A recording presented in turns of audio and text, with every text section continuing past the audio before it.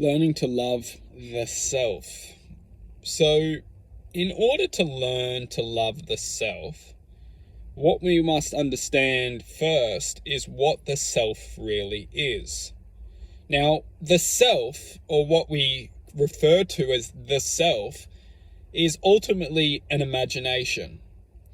Now, the imagination of what we refer to the self is an imagination.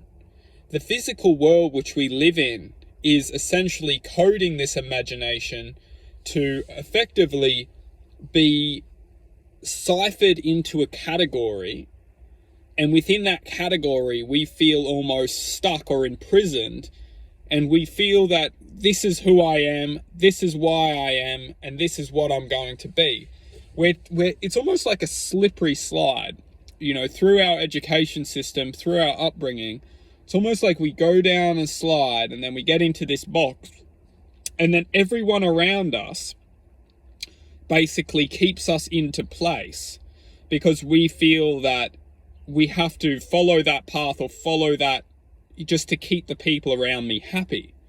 Now, literally speaking, as long as we look outside of ourselves and are basing our existence from the perception of our outside existence, we will find it very, very challenging to accept ourselves as individuals.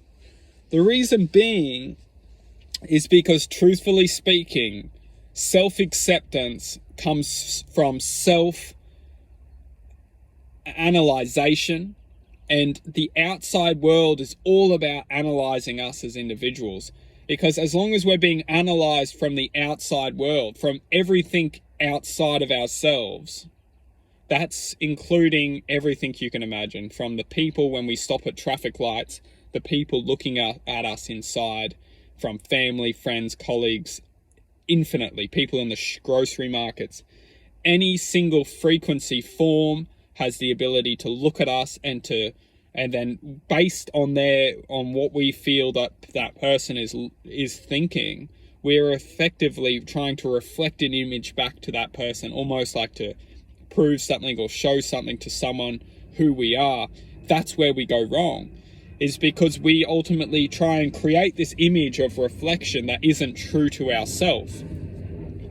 It's not ourselves. It's the image of trying to maybe fit in or trying to express like this.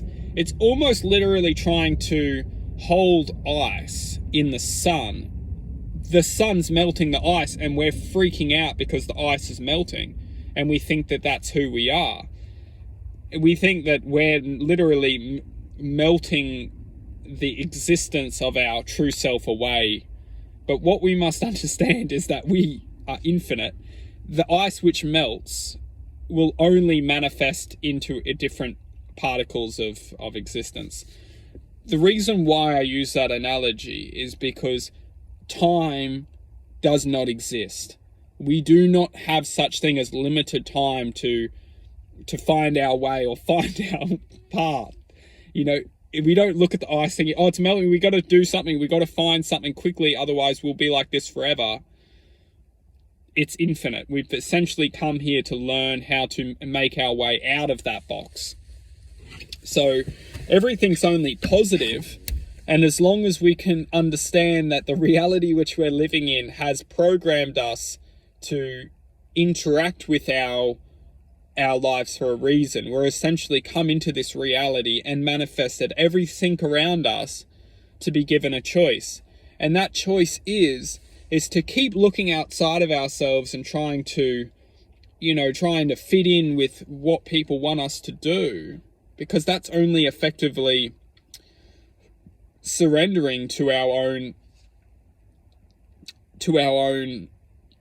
What we must understand is one thing very, very simple, is that as long as we're looking outside of ourselves, we will never connect truly to inside of ourselves, because everything outside of ourselves is effectively trying to keep us connected to the outside reality. It's all about balance. We can still survive in this reality outside of ourselves, but it's crucial to look within our existence and question, why do I feel like I do, and how should I promote that existence to follow my intuition, to follow my internal awareness, to try and source that internal happiness which I know can exist.